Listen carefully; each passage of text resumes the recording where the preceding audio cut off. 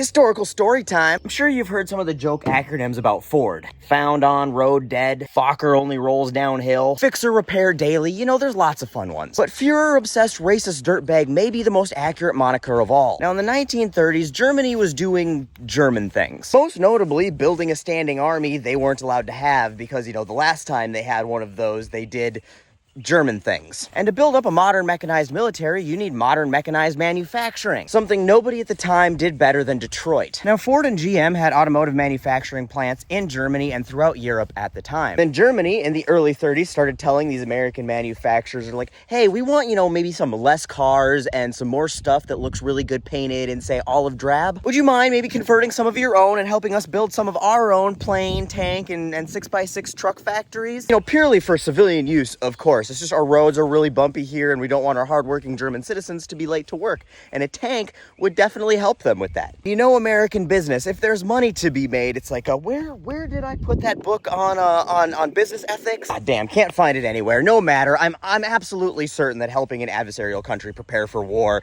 isn't covered in there. Should be no problem. Now, this was an incredibly common business practice at the time. Eastman Kodak, Coca-Cola, Standard Oil. In fact, most big American companies had their hand in directly helping Hitler at some point. And it's just good business sense. Why make half the money selling weapons and war goods just to your side when you can make twice the money selling it to both sides? And all of these companies deserve heavy criticism for their roles in the mass casualties of World War II. So why am I picking on Ford specifically? Well, all of these other big companies were in it for corporate greed. There's money to be made, and you can't let little things like ethics stand in the way of that. And we can respect that. We've come to expect nothing less from our corporate overlords. But Henry, on the other hand, was in it less for the money and more for the mission. Don't get me wrong, the money was a huge perk. He made a fortune off of helping the Germans unalive Americans and our allies, but he certainly would have been happy propping them up pro bono. See, Henry and Hitler were besties. When I say besties, I mean like BFFs. Adolf had a huge portrait of Henry behind his desk, and Henry had a photo of the Fuhrer on his desk as well. Henry sent advisors to Germany to teach them how to build factories and efficiently manufacture stuff. He very vocally supported Adolf and his cause. The mission with all the unfun summer camps. Hitler wrote about his admiration for Henry in his book, Mein Kampf. Henry literally wrote a love poem for the Fuhrer and distributed it in pamphlets in his German factories and made all the workers read it. When I say that the Double H duo would lay in bed, kicking their feet, twirling their hair, talking on the phone with each other, being like,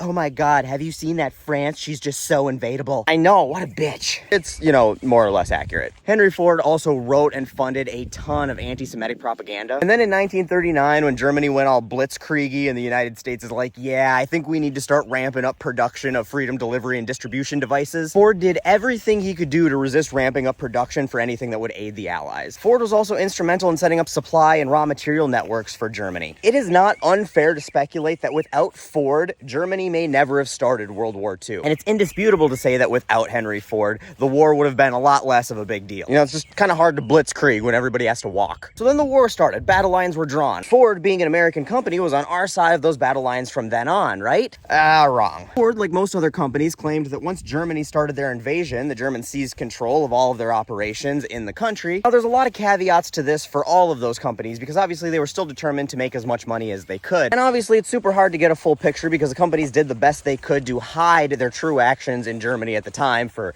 some unknown reason. But there's evidence to suggest that Henry had a much more hands-on role in the ongoing effort in Germany than they'd like to let on. And it is indisputable that Henry had a direct hand in aiding the Germans for 8 months after the US entered the war. See, because there's internal Ford documents they forgot to shred that show that Ford was instrumental in helping Germany through its operations in France. And they even went as far as encouraging Ford executives in France to willfully work with the invading Germans. Eventually, it did get tougher for American companies to provide direct aid to Germany. And the United States did go about as close to communism as we've ever been and started planning the economy. And the plan was that Ford and every other company were going to build exactly what they were told to build so we could control, alt, delete more Germans. But the damage had been done. Obviously, the Germans pushed the Allies completely off of the mainland of Europe, and they did so behind the wheel of Detroit Steel. It was apparently pretty demoralizing for American GIs when they landed on the beach in Normandy and saw that the Germans were showing up to shoot at them in fucking Fords. Obviously, we know that despite Henry's best efforts, Hitler was not successful. But the story still manages to get worse. Because instead of being punished in some way with like a fine or something for aiding our enemies, Ford and GM sued the United States government for bombing their factories in Germany. You know the factories I'm talking about, the ones that they built for Germany so Germany could manufacture war machines to fight the United States. The very same United States they were now suing for bombing those factories that they were using to build the war machines that were fighting the United States. Yeah, they did that.